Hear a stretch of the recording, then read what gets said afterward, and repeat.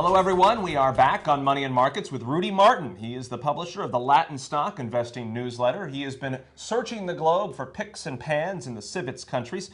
Rudy, let's talk a little bit about Colombia now. Which stocks are you seeing there in that market? Jamie, thank you. When you're talking about Latin America in general, you're talking about natural resources. It's the most developed sector in the local economies. And so my first pick would be Ecopetrol, Colombia's national oil company.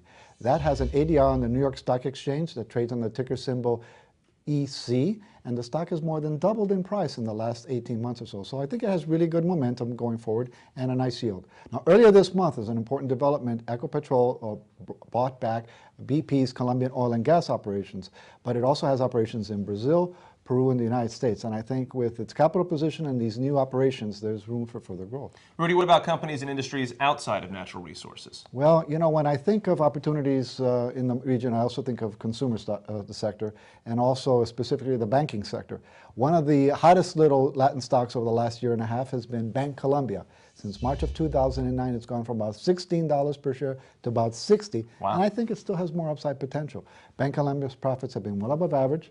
The company has an increasing dividend, and what's important for a financial company, CIB has solid liquidity with an unusual strong capital position. So I think it will continue to boost its penetration in its local market by growing personal and business loans, as well as commercial loans in the areas that I mentioned I like, which are energy, infrastructure, and specific to Colombia, healthcare and financial services. Rudy, earlier you were talking about how much you like the Turkish market. What stocks do you see there you'd recommend? Well, yeah, I mentioned the telecom sector earlier, and that's a growing industry, not just in Latin America, but in the Middle East as well.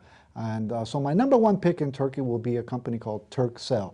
It trades on the New York Stock Exchange under the ticker symbol TKC. The stock has had ups and downs recently, but it still carries a 4% yield, and it's gotten a recent bounce on additional analyst coverage. So I think now is a good time to buy. And if you want to invest in Turkey but are uncomfortable buying specific stocks, take a look at the iShares. It offers an ETF that you might want to consider. That ETF focuses heavily on the Turkish banking sector, which makes up more than 50% of its holdings. But it also owns shares in telecom, like the Turkcell, industrial materials, and consumer goods companies as well. Okay. We've gotten your picks now. Let's head over to some of your pans. What are you seeing in these emerging economies? Well, when I look around the world, one of the regions I would advise investors stay away from is the Persian Gulf. So my first pan would be Market Vectors ETF that focuses on that region. And the ticker symbol for that is MES, and that stands for mess.